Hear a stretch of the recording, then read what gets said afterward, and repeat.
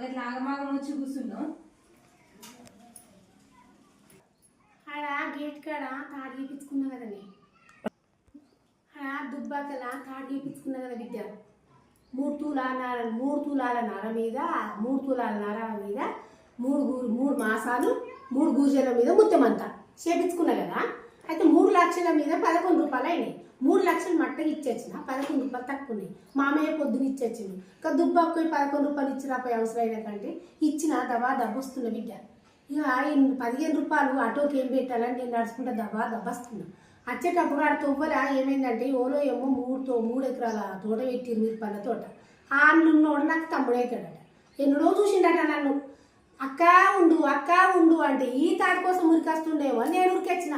వాడుక నేనురక ఊరి దగ్గరికి వచ్చిన. ఊరి దగ్గరికి వచ్చే అక్క ఉండే మీరు పనులు పెడతాను ఆనే కాలాపిన బిడ్డ. నేను ఇక కాలాపగానే అయ్యో తమ్మి ఈ మాట ముందరికి వచ్చి చెప్తే నేను ఊరికి రాకపోతుంటే కదరా. ఈ 3 తులాల నర మీద మొత్తం 3 మాసాల మీద మొత్తం 3 గుజలు వేయించుకున్నాను కదా. ఆయనతో నువ్వేడ దోసుకుంటావు అనేది దబ్బా ఉరికేసిన తమ్మి అన్నేనన్నా. అదే అయ్యో అక్క కాదే నీకు మీరు పనులు పెడతాను వచ్చిన అని వాడన్నాడు. ఇక దబ్బా వచ్చిన బిడ్డ. ఇక నాకు శాతం అయితే లేదు.